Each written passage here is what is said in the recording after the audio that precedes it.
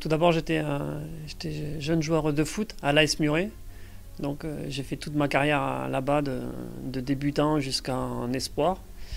Et après, c'était un challenge qu'on a vu avec deux coéquipiers à moi. On s'est dit, tiens, mais pourquoi pas on tenterait de faire de l'arbitrage. Donc on s'est rapproché d'un entraîneur du club. Après, on s'est rapproché du référent arbitre qui nous a dit que c'était possible, qu'on pouvait essayer de tenter le coup. Puis après, on s'est pris au jeu de l'arbitrage. Donc au début, j'arbitrais le samedi et je jouais le dimanche. Et petit à petit, après, j'ai fait que arbitre. Donc, Comment on accède au niveau de l'arbitrage à l'arbitre professionnel? Alors, moi, j'ai commencé l'arbitrage en district. Donc, j'ai passé un examen théorique. Après, il y a des examens pratiques où il y a des observateurs qui viennent nous observer sur chaque match en district. De ça, il y a un classement qui se fait en fin de saison pour accéder en ligue. Et après, en ligue, c'est le même système avec une partie théorique et une partie pratique. Et après, pour accéder à la fédération, c'est un concours. Donc là, moi, quand je suis arrivé à la fédération, il fallait finir dans les 10 premiers pour être candidat national. Et quelle est aujourd'hui ta situation en tant qu'arbitre professionnel? Là, c'est ma 12e année en Ligue 1 et je suis assistant international avec Clément Turpin. Ben, en fait, nous, on arbitre avec Clément, qui est notre centrale. L'autre assistant, c'est Cyril Gringor. Donc, on arbitre tous les trois régulièrement. Et après, il se peut qu'on fasse des matchs avec d'autres arbitres. Mais principalement, on a notre équipe, notre noyau dur. Comment se compose ta saison? C'est uniquement des matchs de Ligue 1? C'est principalement des matchs de Ligue 1. Et bien sûr, comme j'ai la chance d'être arbitre international, on a beaucoup de rendez-vous internationaux. Justement, on va parler de ces rendez-vous internationaux. Vous êtes convoqué pour la prochaine finale de l'Europa League. Oui. Comment ça va se passer mercredi? Très bien. Non, en fait, c'est un grand rendez-vous, mais on est habitué à ces grands rendez-vous parce qu'on est habitué à faire des matchs européens. Je suis assistant depuis 2013 international, donc on a vécu quand même pas mal de rendez-vous européens. Donc, non,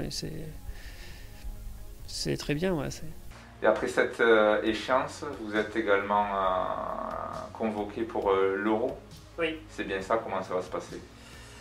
L'Euro, si je compare à celui que j'avais vécu en 2016, donc ça va être à peu près, je pense, la même chose. C'est un rendez-vous sur un mois, donc il y a 4-5 jours de préparation avant le premier match. Et puis voilà, mais après on est basé sur un même site.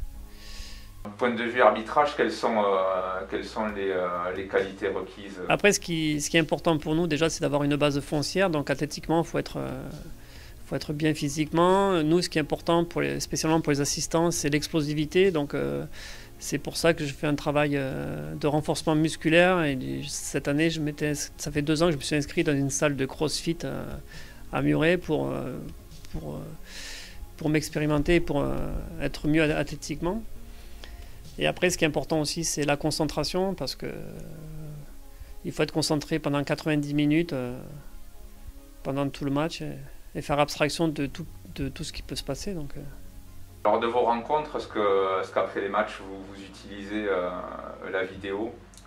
Oui, on l'utilise avant et après.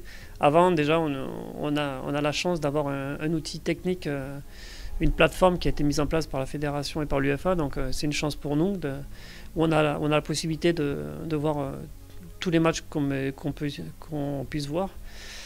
Donc, au moins, on peut étudier la tactique des équipes, on peut utiliser la tactique des joueurs. Donc, au moins, on n'est pas surpris quand on arrive sur le terrain. Et après, on a aussi accès à notre match qu'on a effectué pour faire nous-mêmes un débrief sur notre prestation. Comment on gère une carrière d'arbitre professionnel? Ce qui est important, c'est de trouver déjà un équilibre familial, un équilibre professionnel et un équilibre arbitrage. Donc ça, c'est hyper important. Et moi, avant, je travaillais dans une entreprise privée où ils ont su adapter mon poste de travail par rapport à mon activité arbitrage. Et après, les échéances européennes et internationales ont fait qu'il a fallu que je fasse un choix professionnel pour me consacrer uniquement à l'arbitrage. Quels seront vos objectifs? On verra.